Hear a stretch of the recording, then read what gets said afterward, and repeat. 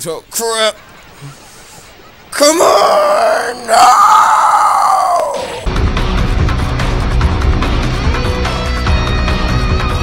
I will not let you destroy my world! Hey, what's going on, everybody? Warrior9983 here, and this is my review for Dragon Ball Xenoverse for the Sony PlayStation 3. Warning: this game has been out for a while, so this will be full of spoilers. So if you haven't played the game and you care about the story, do not watch this review. Story.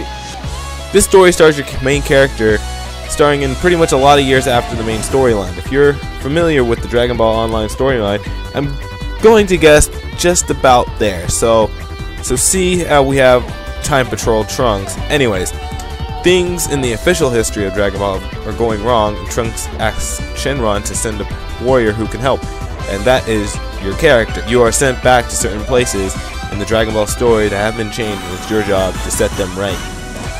So I thought the story was pretty interesting. The time travel can get pretty confusing at times, as it can open up for some confusing moments. It's pretty weird, because your character goes back in time to help the Z Fighters multiple times, but every time you go to a new era, it seems like they've totally forgot about you.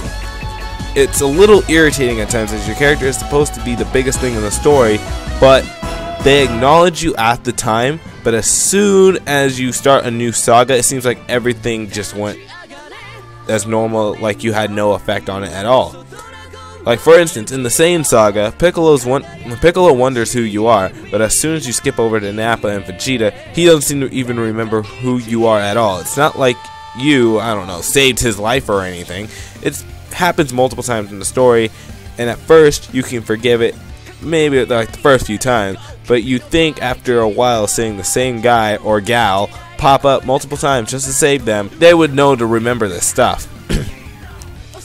One thing I've liked to see in this game is how much you yourself can distort time. I know this game isn't meant to be like that and have a linear story, but so I won't really ding them for that, but I do think it's worth noting for, you know, maybe a possible sequel to the game, just because I do think it has potential, the game, because time travel can really do that. Anyways, back to the review. When looking onto the story, overall I did enjoy the cutscenes that the game offers. As one who doesn't have too much experience with dimps in their Dragon Ball Z games, with the exception of the Budokai series, I do see the amazing and well done cutscenes that they have produced for the game, with many iconic moments still kept intact. It's also worth noting that they have become the nearest to perfecting my favorite scene in the whole series. Goku transforms at last. I'm going to nickname that for now, which should be shown on screen right about now.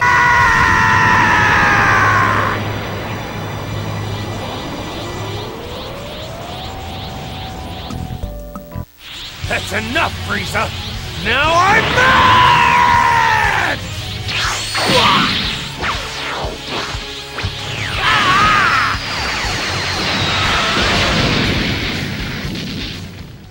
Although I do wish they had a lot more dialogue made into cutscenes, like in the Battle of God saga, in which had Vegeta's "That's my Bulma" scene, in which I would have liked a lot better if they had the actual scene instead of just a dialogue with the chat head. Dare you hit my Bulma! Father! Curse you! Towa and Mira are two new characters that were introduced into the game, although rumored to be designed by Toriyama himself, but I highly doubt it, just because Towa seems a lot more different than compared to the rest of the female characters in the series. Towa is Demira's sister, and Mira is her servant, in which he is made from her, from Towa. Whatever. They go around stealing some people's energy, and they have really no purpose in doing so. They pretty much do it just cause. Honestly, I thought she should have been more developed as a character, because in my playthrough, I found I really didn't find myself disliking her nor liking her as an antagonist. Mira, on the other hand, the only reason I found myself hating him because he was so strong in the actual fights. So again, since he's just a creation, I didn't really expect him to be much of an antagonist other than that big, strong, stupid guy. The next new character is Demira, in which he's the demon god who is trapped in the void that has like no time or anything, which he's been stuck there for about 7 million years. He's been stuck by the Supreme Kai of time. Overall, as a character, I liked him, Wasn't much of a fan of its design, but with him being the final boss, he wasn't much of a challenge at all, especially compared to many other points in the game, but I'll talk about those later. The last new character is the Supreme Kayatime, which I thought she was a pretty great character, basically her role in comedic relief and explanations that Trunks can't really cover, and which I thought she did a really great job of, especially when it makes Trunks look very awkward. Much like Bulma making Vegeta look awkward, it's kind of like that. I think she's a great character and I really wish she was canon to the main universe. Unfortunately, she's not though. So that makes a disappointment. But other than that, I thought she was great. And this game, just like in Ultimate Tenkaichi, is the return of drawn cutscenes, in which I should have mentioned earlier in this review, but oh well. Anyways, in this game, this time they don't reanimate certain scenes, but they actually just make new scenes altogether and for the original story. It happens very rarely, but it feels good when it does happen because it does help you get more info on the story even more. Now, the art style in these scenes, though, I particularly wasn't a fan of. This, the way these characters were drawn, with the exception of the new characters, as they have no previous versions, I thought they were It basically kind of bothered me. Like, if we take Goku compared to Ultimate Tenkaichi and Battle of Gods, you can see a huge difference in how he was drawn. Also, Beerus and Whis, they were drawn much different than they were in Battle of Gods. Not a significant difference like Goku's, but I still thought it was worth noting. Overall, I thought the story was excellent, but still has potential maybe in the next game. It did open up a lot for the next one. Presentation. You might be wondering why I didn't include this with cutscenes with presentation. This is because I'm restricting it to the game itself. The game itself, it looks gorgeous. There isn't any denying that. Characters who do have a very close resemblance to their anime and manga counterparts, well, should I say most of the characters. It has very interesting art direction to where it's going. In some ways, I do feel like some characters are either really overdone or they should have just done a little bit better with them. What I mean like this is like, let's say Goku. Yeah, he looks very good for the game, but there are parts that do bother me about his character model. Taking his base format, for example, I do feel again, as a lot of you do know me, Raging Blast Goku model was the best that was ever made in a Dragon Ball Z game. I mean, if you combine them both, I feel that maybe, just maybe, we would have the perfect Goku model, but that's really getting off topic. Another thing I felt was off was the Super Saiyan forms. I honestly feel the shading for them was too contrasting. I felt like the darker shades were a bit too dark and it was more bothersome than anything else. So you really first notice this when you first start the game and you see Super Saiyan Goku staring at Frieza. I just wish that the darker shades were as dark and the colors complemented the skin tone a lot more than they did in this game. The maps were great. When you look at the maps, you really feel like you can go as far as you want. But then you realize you hit a wall, which is good, bad at the same time, just because the maps were a lot more restricting than they were in Battle of Z and Raging Blast. I wish they really just had a lot more bigger maps. The blasts themselves, they look pretty great. But when talking about the sound effects hitting the opponent, they are, when they're blocking and when they're actually hitting the they're not really satisfying at all. They all sound the same, and they don't, some of them, a lot of it don't sound really good at all. That's impressive.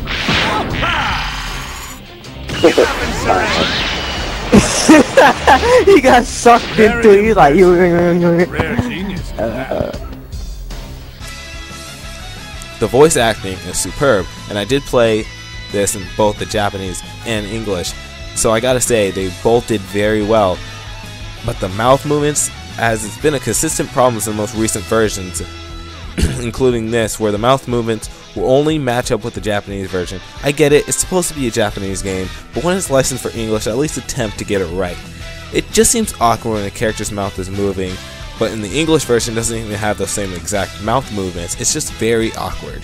And at times, the character's mouth doesn't even move, and this goes for both languages, that they're still talking for some reason.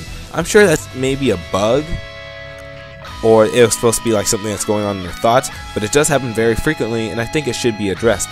Whether I say which language is the dominant version, that's all subjective, but as for me, I prefer the English dub. Before I forget though, they did bring back some people from the Funimation dub, including Android 18 and a few others. Unfortunately, not Stephanie Nataline, I can't pronounce her last name, as Gohan, the original Gohan.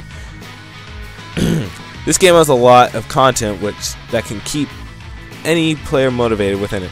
Going from the story mode to the parallel quest, in which you can get many items ranging super attacks, items, and accessories, clothing items, characters, and even Dragon Balls.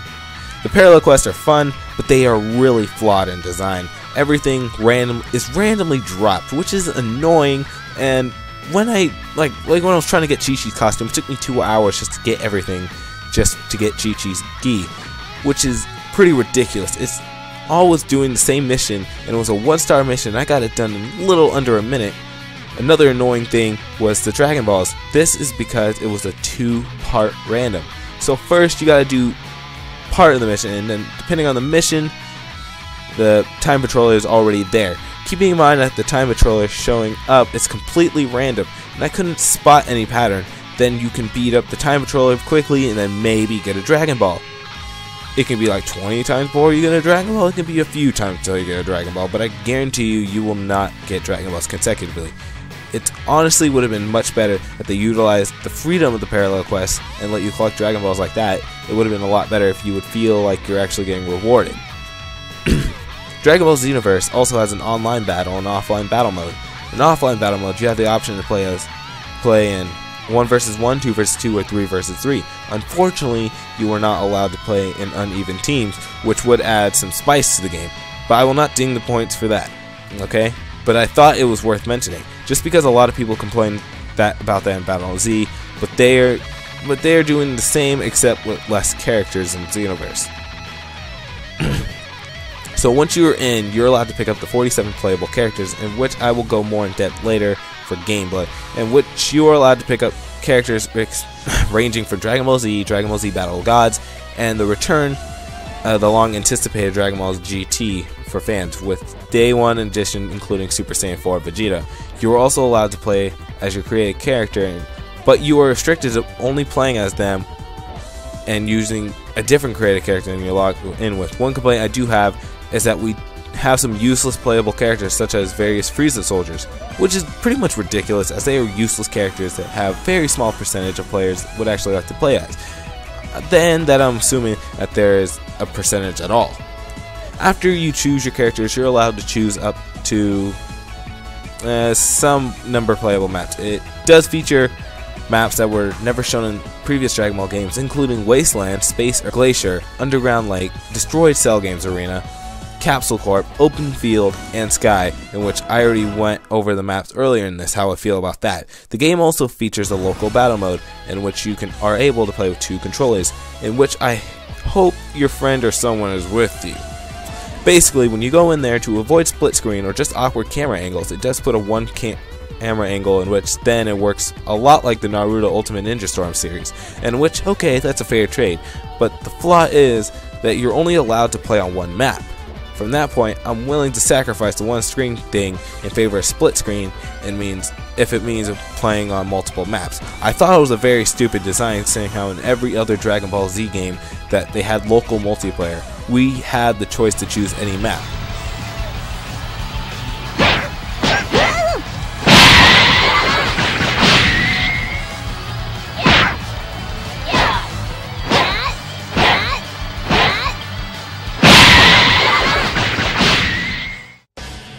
In online battle, you're able to choose 3 modes: player match, endless battle, and ranked match. In player match, you just play against other players, basically just basic battle mode like in every other Dragon Ball Z game, or in any fighting game for that matter of fact. In endless battle, it's basically like King of the Hill mode in Mortal Kombat or Injustice, except in Dragon Ball. One person is King of the Hill and he tries to hold that position as long as he can. Others in the lobby are spectating the battle. The mode is pretty fun. I like it. It's a personal preference, but I would have preferred it if, yeah, again, we can change maps because you're always stuck on the World Tournament map. Have you watched that light of whole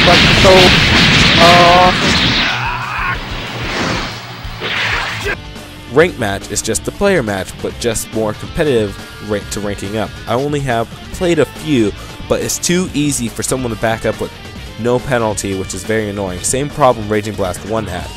Dragon Ball Xenoverse also offers an online World Tournament mode, in which I have yet to play for some unknown reason. I just can't play it. I'm not sure if whether it's supposed to be an event or something you set up with friends, but every time I go there, it will not let me play it because it says it's not open. As I've mentioned throughout this review, there's an option to create your own character, in which you have the option to create the 5 different races, all with their strengths and weaknesses. You have the Majins, Saiyans, Earthlings, Namekians, and Frieza race, in which you are allowed to pick whether you are male or female. For me, I picked a male Saiyan and a female Majin. You are then allowed to have all these customizable options with clothes and super attacks and ultimate attacks, and going much more. The clothes have a lot of great styles, but I do believe that the clothes affect your stats is just wrong. Just because no one wants to look ugly just to have a strong character. Other than that, the customization is pretty much okay. It's better than Ultimate Tenkaichi in a lot of ways. It's worse than Tenkaichi in other ways. Just too few clothes that you can modify, while the selection is pretty good. The super attacks are great though. There's so many you can choose from. It's great. Many that you can unlock from mentors, which makes sense. Others you can unlock from parallel quests, and others you can just buy from the store. The ultimate attacks, we have a pretty good selection of them, but if you don't really have a good mentor by the end of the game, there isn't a point to using except the Destructo Disc Barrage. The Super Saiyan Ultimate Attack is pretty lame. I won't really talk about the mechanics of it just yet, but looking at the Super Saiyan transformation, it's pretty lame. This is due to because there are literally no change to your character's hair. It just stays the same. And people have to stop complaining that there isn't Super Saiyan 3 and Super Saiyan God. That would be overdoing it for the Saiyans and make them too powerful compared to other races of the game, which would add balancing issues if you know at that point everyone else would want to be a Saiyan, and which would leave the other races pretty much useless. Gameplay. This is the most important part. The gameplay. The gameplay is very something different from the visuals. It may look like Dragon Ball Z Battle Z, but it plays nothing like that game at all. Although people may argue this is what Dragon Ball Z Battle Z should have been, I have my differing opinion about that. The game has a few ways to attack your opponent. At first, if you don't know what you're doing, the game's going to feel really clunky at first, but once you get into it, you actually feel this to be like a 3D Budokai in a sense. It feels like a brand new experience, and I'm glad that they did that. So, in this you have like 3 bars: your health, your ki, and your stamina. Your stamina and ki are both separated this time around, so you are controlling completely different actions. Health is your standard health bar. They took out the multiple gauges this time in favor of a more sped up battle, in which, okay, I can deal with that. I can understand that, so nothing to really complain about there, except when people use items to refill their health, and then time runs out, and then you're kind of screwed at the end. So ki is mainly used for your super attacks and ultimate attacks. It very rarely handles escape moves, such as force field. The ki attacks works as they should, no real problem with them, not as far as I can see, but if there's one thing that really bothered me, is the Super Saiyan transformations. It's not entirely fair. It's not fair at all. If you're familiar with how the transformation works, here it is. Once the user turns into a Super Saiyan, they're able to have unlimited ki for a certain amount of time, with having the damage of their melee attacks increase. If you have the Super Vegeta Ultimate instead, you still turn Super Saiyan, but instead of your melee going up, your ki attack that increase instead. It's entirely unfair due to the user being able to spam ultimate attacks. This is not overlooked, as I've noticed it even being in the story mode. Due to the story being so hard, I had to spam my ultimate, so the developers know what was up with this. Your stamina is used to control your dashing, escaping, and many of your escape moves. The problems I see with your stamina is that all you have to do is to place it too fast, because at this point when it runs out, you cannot defend yourself at all. So the opponent is able to beat up on you with literally no way to escape at all until they down you with their combo. So now people may say that's why you're supposed to manage this correctly. No, it's poor game design. Considering this was a fighting game, you should be able to somehow escape a move. Items do make a return in this game. You are able to buy items that can replenish, regenerate your health, ki, and stamina. Or you can buy items that applies to the whole team. The way that this translating game seems a bit off though. Sometimes when doing a hard mission, I can be right on the brink of death and I need to use it, but I have to completely stop myself, leaving myself open to attackers just to use it. I mean, it seems very odd.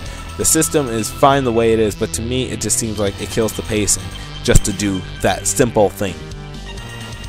When choosing a character, you're allowed to choose characters with various skills on them, making them different than the last. Basically, it's like having Goku early, Goku mid, and Goku end in Dragon Ball Z Budokai Tenkaichi 3, but even more restricting than that.